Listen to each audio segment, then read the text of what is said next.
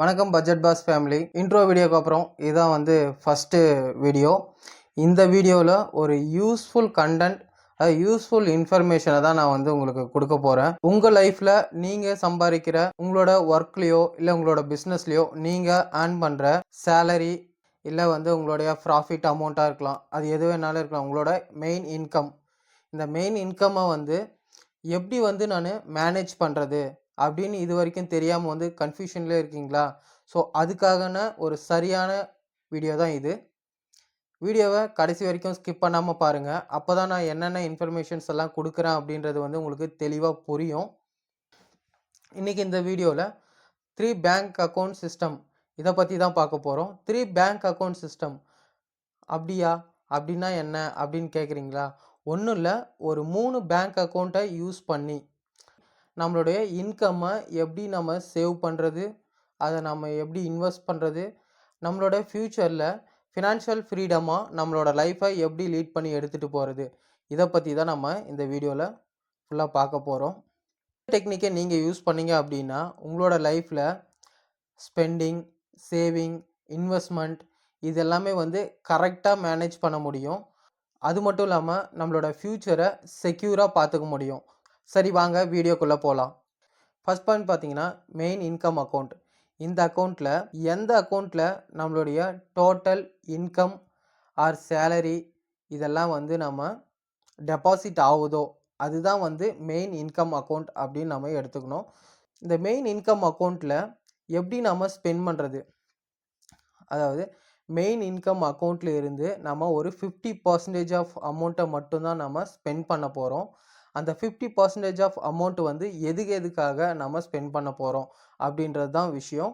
எதுக்காக அப்படின்னா fixed expenses, அது மட்டும் இல்லாமல் இந்த பில் பேமெண்ட் இதெல்லாம் தான் நம்ம வந்து பே பண்ண போகிறோம். ஃபிக்ஸ்டு எக்ஸ்பென்சஸ், இந்த பில் பேமெண்ட் அப்படின்னா என்னென்னா நம்ம டே டு டே லைஃப்பில் நம்ம ஸ்பெண்ட் பண்ணுற பில்ஸ், அதாவது வாட்டர் பில்லாக இருக்கலாம், கரண்ட் பில், அதுக்கப்புறம் நம்மளோட ரூம் ரெண்ட்டு, இந்த மாதிரியான ஃபிக்ஸ்டு எக்ஸ்பென்சஸ் அப்படின்னு இருக்கும். நம்மளோட லோன் இஎம்ஐ இது எல்லாமே வந்து நம்ம இந்த 50%க்குள்ளே இருக்கிற மாதிரி நம்ம பார்த்துக்கணும். அதை தாண்டி வந்து இருக்கக்கூடாது.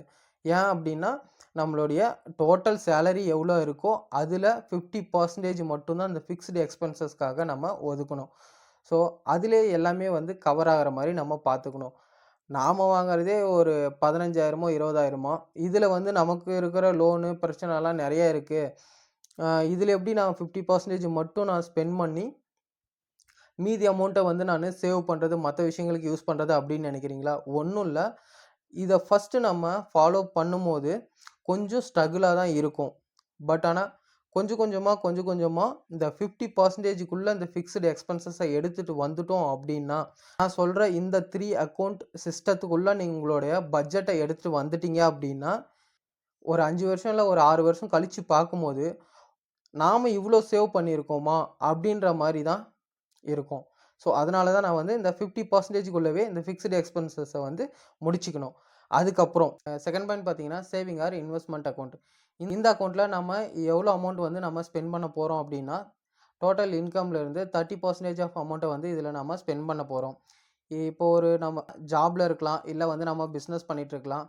நம்ம வந்து டே டு டே லைஃப்பில் வந்து நம்ம எல்லா நாளுமே வந்து ஒரே மாதிரி இருக்காது, அப்ஸ் அண்ட் டவுன்ஸ் இருந்துகிட்டே இருக்கும். ஸோ சடனாக நமக்கு வந்து ஒரு ஜாப்லேருந்து ஒரு லே ஆஃப் ஆகிறோம், இல்லை நம்மளோட பிஸ்னஸ் வந்து லாஸ் ஆகுது. இந்த மாதிரி சமயத்தில் நமக்கு வந்து 1 மந்த்லேயே வந்து நமக்கு ஜாப் கிடைக்கலாம், இல்லை நம்ம பிஸ்னஸாக இருந்தால் ஒரு 2 மந்த்ஸில் இல்லை 3 மந்த்ஸில் வந்து நமக்கு நம்மளோட பிஸ்னஸ் வந்து ப்ராஃபிட்டபுளாக இருக்கலாம்.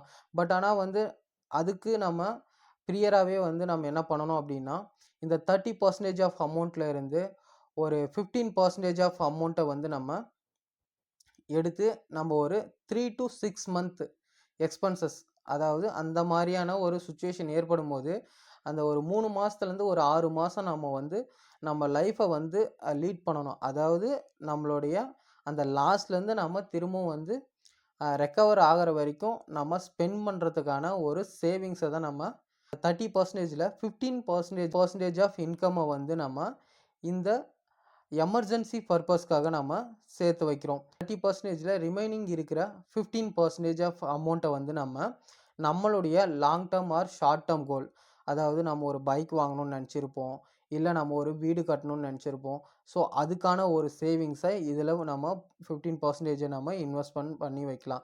ஸோ அந்த இன்வெஸ்ட்மெண்ட்னு வரும்போது நம்ம எஸ்ஐபி, அதாவது மியூச்சுவல் ஃபண்ட், எஸ்ஐபி, இந்த மாதிரி வந்து நிறைய சேவிங்ஸ் ஸ்கீம்ஸ் வந்து நிறைய இருக்குது. ஸோ இந்த மாதிரியான சேவிங்ஸ் ஸ்கீமில் வந்து நம்ம இன்வெஸ்ட்மெண்ட் பண்ணி வைக்கிறது ரொம்பவே நல்லது.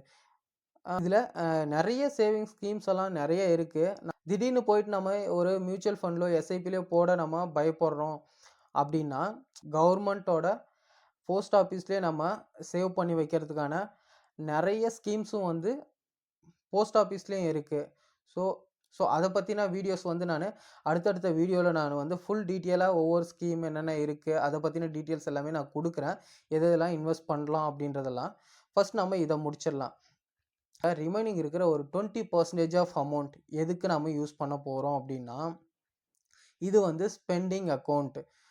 அதாவது சேலரிடாக இருந்தால் நம்ம மாதம் ஃபுல்லாக கஷ்டப்பட்டு வாங்குகிற அந்த சேல்ரி, அப்படி இல்லைனா நம்ம பிஸ்னஸ் பண்ணியிருப்போம், எவ்வளோ தூரம் நம்ம பிஸ்னஸ்க்காக ஓடி இருப்போம், அதில் கிடைச்ச ஒரு சின்ன ப்ராஃபிட்டை வந்து நம்ம சேவிங்ஸ் அது எல்லாமே நம்ம போட்டுட்டோம். பட் ஆனால் வந்து ஒரு என்டர்டெயின்மெண்ட்டு, ஒரு மூவி போகணும், ஃப்ரெண்ட்ஸோட வெளியே போகணும், ஒரு ட்ராவல் பண்ணணும், இந்த மாதிரி இருக்கிற இந்த ஃபன் எக்ஸ்பென்சஸ் அப்படின்னு வச்சுக்கலாமே, ஓகேங்களா?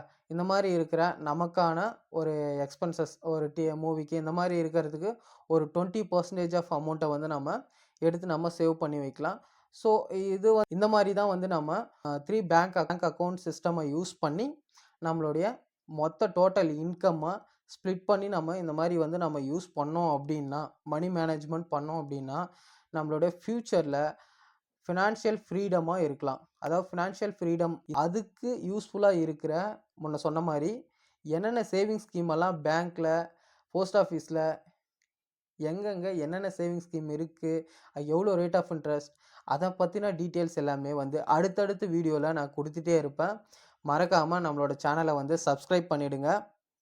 அந்த பெல் ஐக்கானும் கிளிக் பண்ணிவிடுங்க. அப்போ தான் நான் போடுற ஒவ்வொரு வீடியோவும் உங்களுக்கு நோட்டிஃபிகேஷனில் வந்துகிட்டே இருக்கும். ஓகேங்களா?